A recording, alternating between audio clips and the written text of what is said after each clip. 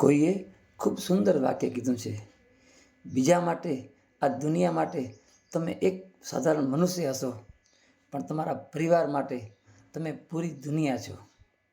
જય શ્રી રામ મિત્રો, હું ભરત પટેલ, તમારો મિત્ર, ફરીથી એક નાનકડી વાત લઈને આવ્યો છું. એક કહાની પિતા અને પુત્રની. એક પિતાજી દુકાનથી ઓફિસથી કામ કરી અને ઘરે આવ્યા. ડોરબેલ વગાડી. જે ડોરબેલ વગાડીને તે છોકરે ડોરબેલ ખોલ્યો, દરવાજો ખોલ્યો અને પિતાજીને ભેટી પડ્યો અને કીધું, મમ્મી, પિતાજી આવ્યા, પિતાજી આવ્યા, પિતાજી આવ્યા. પણ પિતાજી થોડા ગુસ્સામાં હતા, એ ફ્રસ્ટ્રેટ હતા, થોડા ટેન્શનમાં હતા. તે કીધું એને છોકરાને કે શું બાળક જેવી રમતો હરકત કરશો એ કે ચાલ અંદર આલી કે. એના 5 વર્ષના બાળકને એમ કીધું કે શું બાળક જેવી વાત કરશો રે કે અંદર ચાલી કે. પણ છોકરો તો માન્યો નહીં, બસ પિતાજીને ભેટી પડ્યો એ રહી. પિતાજીને અંદર લઈ ગયા, સોફામાંથી બેઠા. વરે છોકરો બાજુમાં આવીને કીધું કે પિતાજી, તમે મારા માટે કેમ કે ચોકલેટ લઈ નથી આવતા, મારા માટે રમકડા કેમ નથી લઈ આવતા એ કે. અને પિતાજી હતા ને થોડા ગુસ્સામાં, ટેન્શનમાં હશે એટલે કીધું કે ફાલતુનો જવાબ તું ના પૂછ, ફાલતુના સવાલ મને ના પૂછી કે તારું કામ કરે કે. એને પિતાજીએ ઇગ્નોર કર્યો એમ કે રમજો, સાઈડમાં રમી રહ્યો, મને મારું કામ કરવા દે કે, નિરાંત કરવા દે કે, આરામ કરવા દે કે. પણ છોકરો માન્યો નહીં. તો છોકરે પૂછ્યું કે પિતાજી, તમને એક પ્રશ્ન પૂછું એ કે એનો જવાબ તમે આપશો એ કે. પિતાજી ગુસ્સામાં તો હતા, પણ એમ થયું કે લઈને છોકરાને કે સાઈડમાં હટી જાય ને કે મૂળ તો એક સવાલ પૂછે છે ને એ કે એનો જવાબ ફટાફટ આપી દઉં એટલે તો એનો રમતો થઈ જાય કે એ રમે રહ્યો કે એમ. તો કે હા પૂછી કે. સો ગુસ્સામાં બોલ્યા તો કે પાપાજી, તમે કે કલાકના કેટલા રૂપિયા કમાતા હશો એ કે. તે પિતા પાપાજી હતા ને એ તો વધારે ગુસ્સે થયા, તારે રૂપિયા જોઈએ છે એમ ને એ કે. તો કે છોકરે કીધું, મારા પિતાજી, મારો સવાલ શું હતો એ કે તમે કલાકના કેટલા રૂપિયા કમાવો છો, ખાલી મેં એમ પૂછ્યું એ કે. તો ગુસ્સામાં હતા, કીધું કલાકના 100 રૂપિયા કમાવું છું એ કે હું. તો છોકરે કીધું કે એમાંથી પાપાજી મને 50 રૂપિયા ઉધારા આપશો તમે એ કે. તે પિતાજી તો ઓર ગુસ્સે થઈ ગયા, તારે 50 રૂપિયા જોઈએ છે એમ, એટલા માટે તો આમ બધું કરશો એ કે.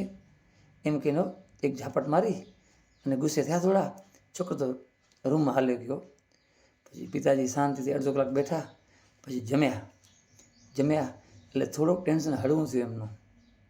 ઘરે પરિવાર સાથે મળે ને ટેન્શન હળવું થયું. તેને રિયલાઇઝ થયું કે આજ મેં મારા દીકરા ઉપર ગુસ્સો કર્યો, કે શું કરે છે જોઈ આવે કે. તેના રૂમમાં ગયા. રૂમમાં જઈને છોકરો આમ આડોઅવળ થતો રહ્યો, પડખા ફેરતો રહ્યો. સૂતો નહોતો પણ પડખા ફેરતો રહ્યો. તેના જઈ અને માથા ઉપર હાથ ફેરવ્યો. કીધું, બેટા સોરી હોય કે મારાથી આજ તમારા ઉપર ગુસ્સો થઈ ગયો એ કે. મારાથી તમારા ઉપર ગુસ્સો થઈ ગયો ને તો કે માફ કરજો એ કે. તેનો બેટો બોલ્યો કે પિતાજી એને 50 રૂપિયા આપ્યા કે લે આ 50 રૂપિયા તારે જોઈ છે એ કે.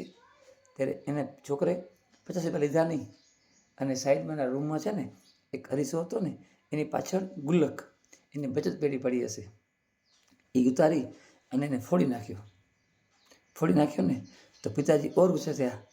તારા પાસે આટલા તો રૂપિયા છે એ કે, તો કેમ 50 માંગ્યા તે મારી પાસે, સામે મારી પાસે એ કે. તે છોકરો બોલ્યો નહીં કહે, પણ અત્યારે રોતો નહોતો છોકરો. કે છોકરા બધા ચિલ્લર હોય ને, ચિલ્લર સિક્કા બધા ભેગા કર્યા, ઓછામાં ઓછા 100 રૂપિયા ઉપર હશે રહી. પિતાજી કે રાખ્યા કે લ્યો પાપાજી, આ 100 રૂપિયા ઉપર છે એ કે. બસ મને છે ને તમારે કલાક જોઈએ છે એ કે. પિતાજીની આંખમાં આંસુ આવી ગયો. પિતાજી એને ભેટી પડ્યા, એના દીકરાને ભેટી પડ્યા. કીધું, સોરી બેટા, હવે તને હું ટાઈમ આપીશ કે. એ કે પિતાજી બસ મને તમારે 1 કલાક આપો એ કે. મારે તમારી સાથે ખાવું છે એ કે, મારે તમારી સાથે રમવું છે એ કે.